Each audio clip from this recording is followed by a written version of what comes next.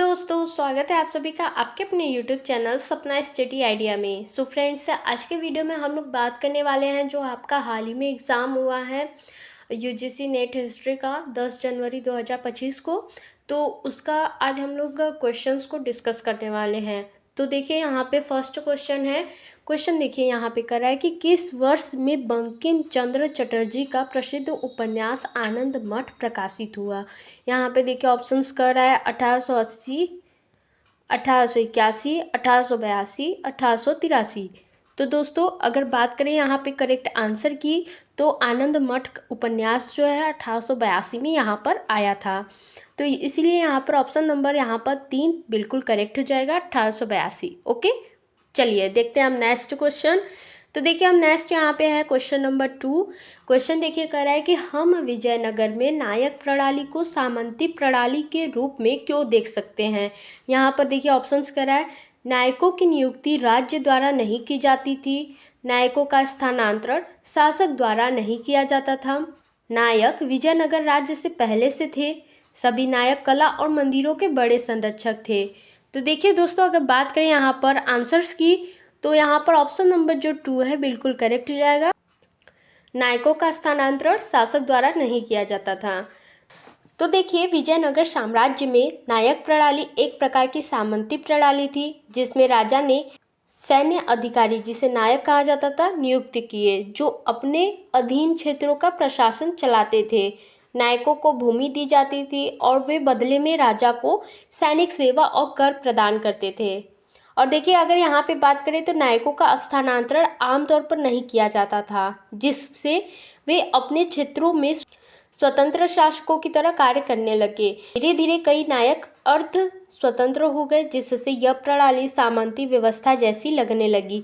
इसलिए नायकों का स्थानांतरण शासक द्वारा नहीं किया जाता था और यही कारण है कि विजयनगर में नायक प्रणाली को सामंती प्रणाली के रूप में देखने के लिए सबसे उपयुक्त है।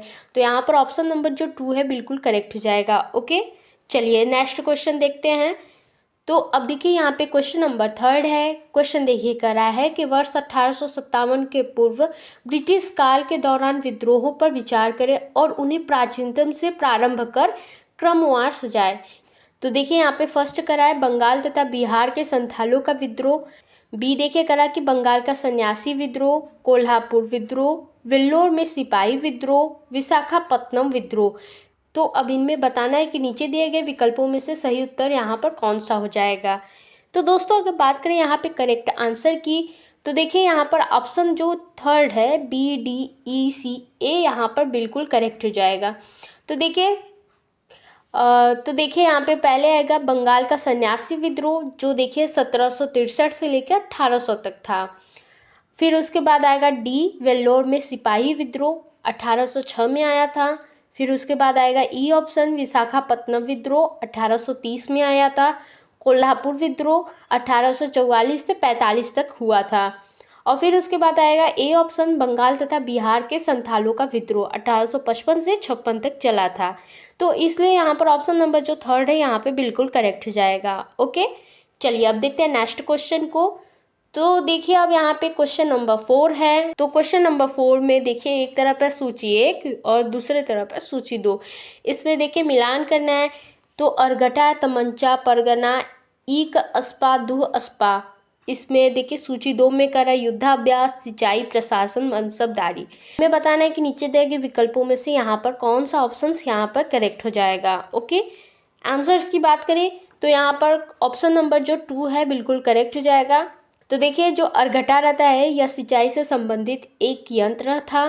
तमंचा यह एक प्रकार की आग्नेयास्त्र मतलब कि पिस्तौल थी, जिसका प्रयोग युद्धाभ्यास में होता था।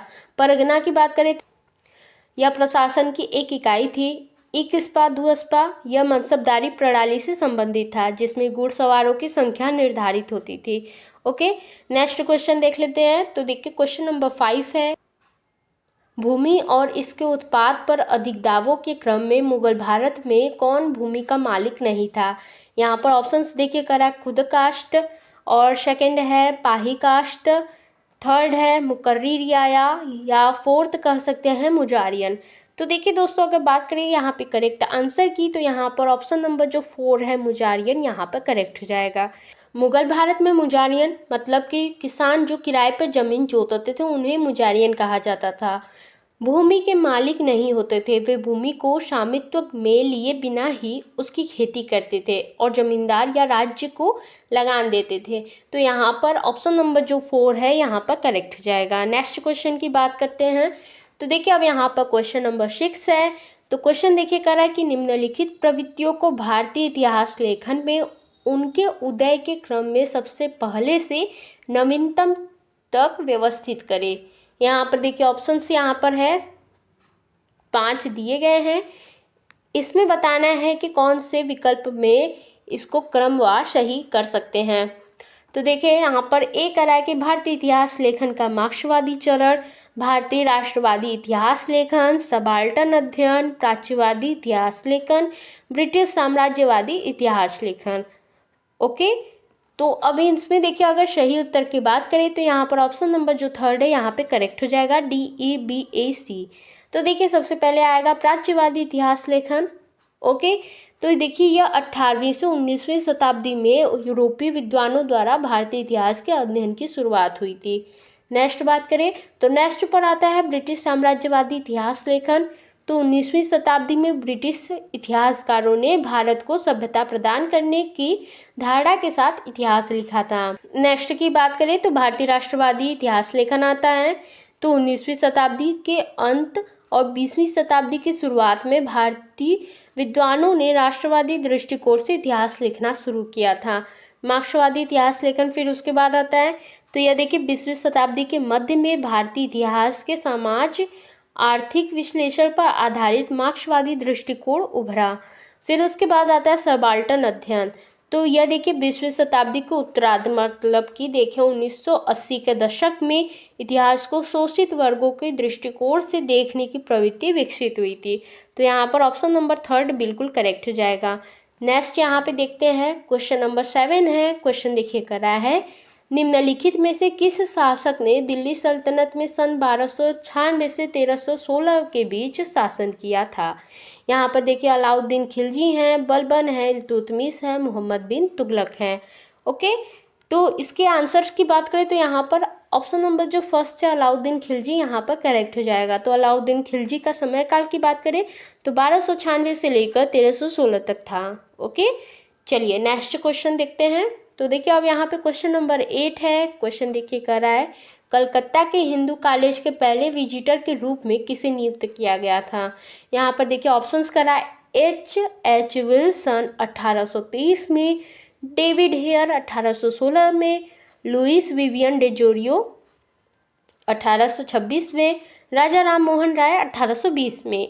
तो देखिए दोस्तों अगर बात करें यहाँ पे करेक्ट आंसर की तो यहाँ पे फर्स्ट ऑप्शन बिल्कुल करेक्ट हो जाएगा, H विल्सन। तो देखिए बात करें H विल्सन की तो H विल्सन को 1823 में हिंदू कॉलेज कलकत्ता का पहला विजिटर नियुक्त किया गया था। वे एक प्रसिद्ध ओरिएंटलिस्ट मतलब प्राच्यवादी थे और संस्कृत साहित्य के विद्वान थे। हिंदू कॉलेज की स्थापना 1817 में डेविड हेयर, राजा राम मोहन राय और अन्य समाज सुधारकों ने की थी, लेकिन पहला विजिटर H विल्सन को बनाया गया था। तो यहाँ पे फर्स्ट ऑप्शन बिल्कुल करेक्ट हो जाएगा।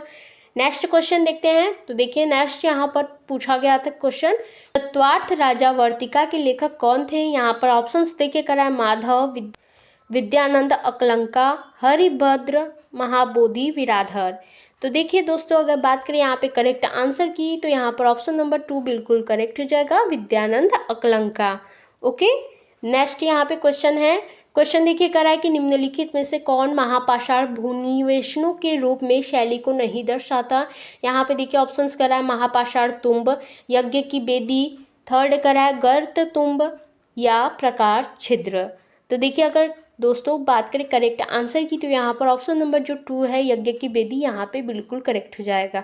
तो देखिए महापाषाण भूनिवेशन मुख्य रूप से विशाल पत्थरों के उपयोग से निर्मित दफन स्थल को दर्शाते हैं। इनमें महापाषाण तुम्ब, गर्त तुम्ब और प्रकार छिद्र जैसे स्वरूप शामिल होते हैं।